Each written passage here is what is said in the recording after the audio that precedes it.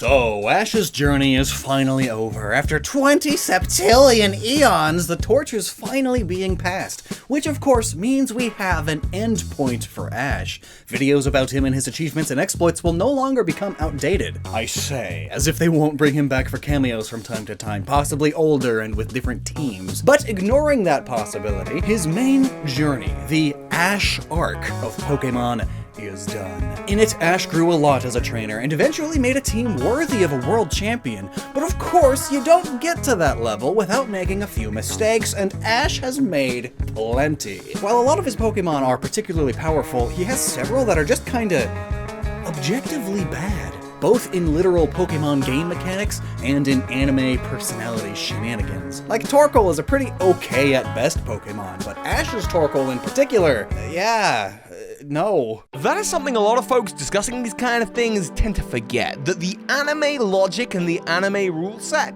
don't really line up super well with the games. Pikachu, aim for the horn is the perfect, pristine example of anime logic, where in the games this would not work, but in the anime, it's a legitimate strategy, I guess. And considering personalities, that's kinda taken from the games, because in the games, of course, Pokemon have natures that supposedly represent the Pokemon's, well, nature and behavioral traits, and this is represented more extremely in the animated series, with Ash's Totodile, for example, being a total goofball who's just full of love and joy. Would that be jolly or impish? And then there's Ash's Heracross, that gets easily distracted by the sweet smell of, well, sweet things, like Ash's Bulbasaur. When you seed, and Heracross still sucking. Yeah, and who can forget Ash's Charizard, a Pokemon so lazy in the original series that it cost Ash the Pokemon League because it chose, instead of fighting alongside Ash, to not respect him and have a nap. I will never forgive that lizard. But hey, all the way back in 2017, Birdkeeper Toby and I asked, what is the worst possible team Ash could come up with? And what is the best? And since it's been so long, Ash has caught quite a few more Mon, and also now that he's done, we can finally make the definitive best and worst teams. If he could choose 6 Pokemon from his entire journey to make the ultimate team of super sucking, which 6 would he pick? And also, if he wanted to make the best team ever, which 6 then? Turns out it's not so simple as just picking the 6 strongest and calling it a good team. And that video is over on Birdkeeper Toby's channel, which you should really check out after this video. Links at the end. Back in 2017, we came up with these 6 Pokemon as Ash's worst team. Totodile, Torkoal, Oshawott, Unfezant, Boldore, and Talonflame. Talonflame clearly being the best of the bunch, and chosen because it provides the team with as little type coverage as possible. Looking back, that was honestly a mistake. Back then, X and Y was still airing, and Talonflame went on to become one of Ash's most experienced Pokemon, with 19 official battles. And this is against gym leaders and such with whole teams, and Talonflame was usually among the first Pokemon Ash sent out, meaning it's bound to lose, eventually. And that same logic applies to Hawlucha too. Not all wins and losses are equal. I mean, who's the worst from Ash's World Championship team? Oh, that is easily Sirfetch'd. Oh, really? Yep, out of its 13 league battles, it only won 5 of them, giving it a win percentage of 38%. Yikes. Admittedly though, while it's not among the worst by that metric, when you look at its known moves, it's pretty good, surprisingly. Alright, last time we didn't really look at their move pools, by which I mean the moves Ash has taught his Pokemon, not the moves the Pokemon has access to in the games. Most of his Pokemon typically only know moves that match their type, and sometimes a normal type move as well. And that's a big part of what sets his World Champion team apart. Their move pools are like, good. These are the moves his Sirfetch'd knows, many powerful attacks and strategic moves among 4 very different types. And it's the same story for his Gengar. While its win rate is a mere 44%, it is fully evolved and knows moves of several types, and is even known to Gigantamax. If we're going to go by win rate alone and saying these are his worst Pokemon because of their win rate, then yeah, they'd be on the team. But I feel like at this level, losses don't mean as much. Occasionally, or even most of the time, losing against a world champion contender is a given. Whereas losing against some kid on the street, now that says something about how awful you are. Yeah, there's a lot more to consider this time around. I feel like you're making this harder than it needs to be. Okay, vibes then. Vibes is how we will balance for that. I'm all about the vibes. Looking at Ash's Pokemon with the worst win-loss ratio, we get this bundle. All with ratios definitively less than 50%, meaning that they lost most of their battles. Depending on how you define a battle and such, you could include these Pokemon too. Also, for this, we're not going to consider Pokemon that Ash has given up on, released. So no Butterfree with its measly 33%. Let's start making a team, and I have a feeling here it's not going to be too different. I mean, Ash has become more experienced as time's gone on. However, the differences may surprise you. But to get the obvious one in, Torkoal. Possibly Ash's worst singular Pokemon. It had its moments, yes, but it is a distracted and emotional mess. And also, it's stupid. Or I guess perhaps it's emotionally intelligent instead of any other sort of intelligent. Oh my gosh. It has an extremely low win-to-loss ratio, and even in the Ash and Pikachu manga, it's kind of a dip. And the icing on the cake is that Ash's Torkoal's move pool isn't great. So I'm pretty sure it's got a guaranteed spot on the team. And maybe Totodile still does too. It too is kind of a goofball, not really the best at fighting as a result, but sometimes its silliness pays off. I don't need to see this. Its win ratio isn't as bad as some others, but its unpredictability and being completely uninvolved and being from Ash's less experienced early years definitely helps keep it on the team. Just like his Gliscor, Boldore, and Pidgeot. I mean, did his Pidgeotto or Pidgeot ever win a single battle? I just remember it losing constantly. Like, why even send it out? Well, it does beat a kid's Rattata with a mere 33% win rate. It's not even the top percentile of Rattata. And what about Gliscor? 28% win rate. The actual worst Pokemon that Ash has is Gliscor. And that cannot be Gliscor's fault necessarily. Gliscor generally is a Pokemon with fantastic types and cool moves and a personal favorite of mine, but Ash's Gliscor just doesn't really have a personality for battling, and that's what I put it down to. And as for Boldore, Ash rarely used it, and it's not fully evolved. It's really inexperienced. Just generally kind of mid, or meh. What's worse, mid or meh? Thus it losing so much and being terrible. Like Oshawott, in general, but Ash's especially. A 42% win rate, fully unevolved, only knows water moves and tackle, doesn't quite think things through, but at least it's cute and silly. Oshawott, why? Maybe Ash has bad luck with bipedal water types. He trained and used Buizel a ton, and it still has quite a few notable wins. However, it still only ended with a 41% win rate. But I'd say there's potential there. But you know who doesn't have potential?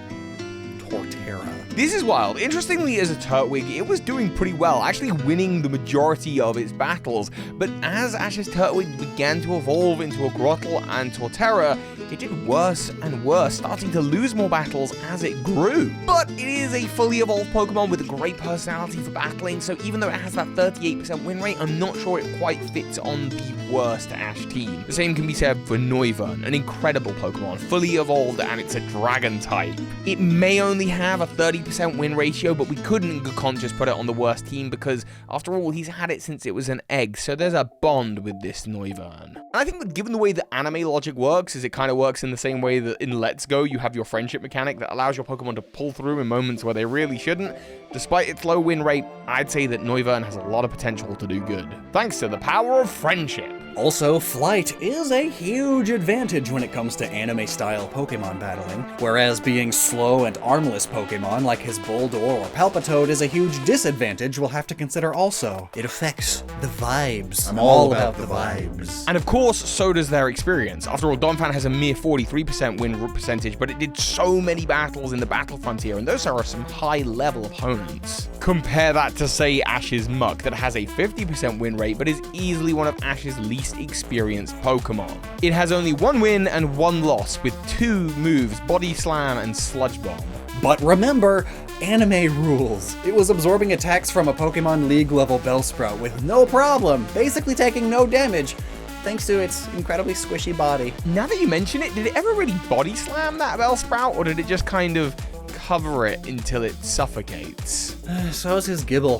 Good type, bad personality, and little experience. And it's the same story with the rest of these too. Like, how often has Ash used one of his 30 Tauros with its terrible move pool? So, all in all, here are the contenders. Muck, Torkoal, Tauros, Totodile, Gliscor, Gible, Pidgeot, Oshawott, and Boldore. And not as bad, but still potentially on the team, dishonorable mentions to Palpitoad, Buizel, Snivy, Torterra, and Unfezant. Alrighty then, let's start to see how these Pokemon might uncomfortably fit together to make a Pokemon team with terrible type coverage, and Maryland has a perfect tool for exactly this. And notably, most types have more resistances than they do weaknesses, so the goal here is to get the weaknesses as high as possible, while also having that resistances column kind of as close to that number as possible. So first, this is the team we get if we look solely at Ash's Pokemon with the 6 worst win rates.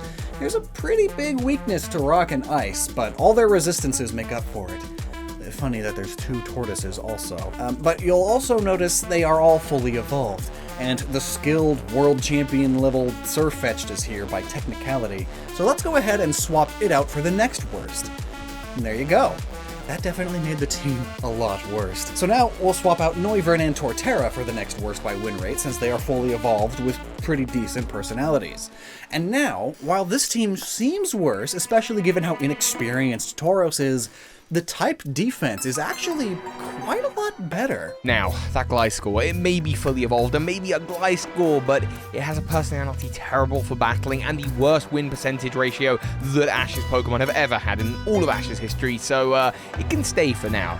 But I think we need to swap out the Pidgeot. Actually, why don't we just set the win rate aside for just a moment and make a team of just his Pokemon with the worst battling personalities and experience? That's not a lot of weaknesses. Why don't you ignore everything and just try to maximize those weaknesses? Yeah, that's gonna take a couple hours, but editing magical time skip, this team! In all my experimenting, this team has the highest number of weaknesses, while the resistances aren't much higher. And yet another thing to consider is the use and viability of other types in battle, by which I mean, like, in the meta, Ice is not a great type of Pokemon to be, but Ice is a very good type to use and attack from. So this team having a big Ice weakness is bad. Right, and Water is the most common type, so having a big weakness there is bad too. Flying's up there as well. So with this all in mind, I think we can definitively say for sure what Ash's worst team would be.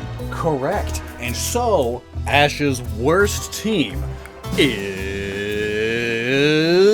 6 unused Tauros.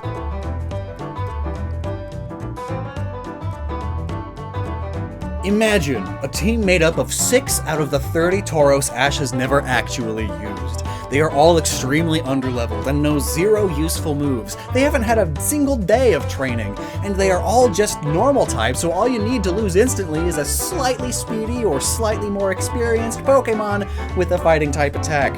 And these 6 Tauros will just stand there, taking it and fainting. This is how Ash would put together a team if he wanted to be the very worst, like no one ever was.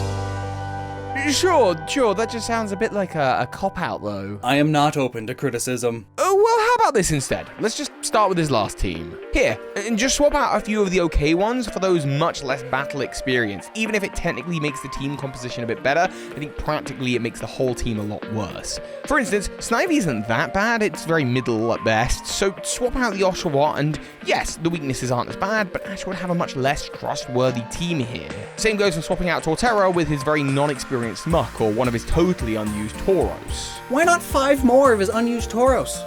Well, I think it's clear to see at this point that there's no singular answer. There's just too many variables at play. For me personally, I think the team with the biggest type composition mess up is probably the one that I'd lean towards. I'd say it's the 6 Tauros.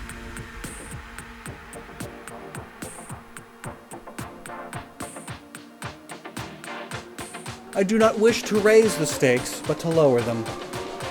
Onto a grill. The stakes are the losing Tauros. No, I got it.